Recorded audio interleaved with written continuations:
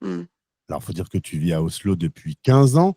Tu as Oui. découvert ces particularités, dont une qui a surpris nos auditeurs lorsqu'on a fait cette interview il y a quelques mois.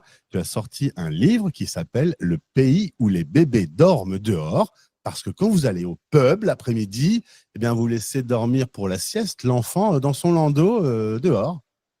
Exactement. Alors ça, c'est vrai que c'est une tradition qui, je pense, se retrouve dans beaucoup de pays nordiques, mais qui est extrêmement surprenante quand on la connaît pas. Les enfants dorment dehors, pour la sieste, hein, pas toute la nuit. Mais effectivement, ils dorment dehors, quelle que soit la météo. Alors évidemment, ils sont bien emballés, mais on voit des landaus, parfois même des brochettes de landaus devant des restaurants, des cafés, des écoles, petites écoles, où les enfants font la sieste dehors, ouais, pendant la journée. Même quand il neige, même quand il fait -5 degrés, ouais. Mm. Alors, moi, les Et les retours que j'ai eu des Français qui ont entendu cette interview, c'est mais ils n'ont pas peur qu'on parte avec les bébés? Ouais. Alors en fait, moi au début, je me suis dit, un, déjà, il fait franchement froid, alors je comprends qu'on les emballe bien. Deux, ça dit aussi, je trouve, beaucoup sur le niveau de confiance qui règne dans les sociétés scandinaves.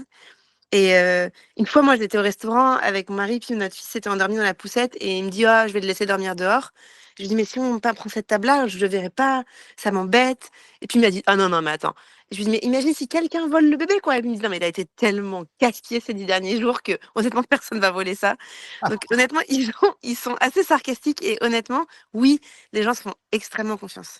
Tu vois, quelque chose qu'on m'a conseillé quand je suis arrivée, c'était fais attention quand les bébés dorment dehors, fais attention aux chats et aux renards. C'était ça le danger. C'était pas, est-ce que quelqu'un va kidnapper mon bébé? Très bien. Bon, il faut quand même faire attention du coup au renard. J'ai appris cet été que un ami s'était fait mordre le pied par un renard. C'est pas très gentil hein, comme animal.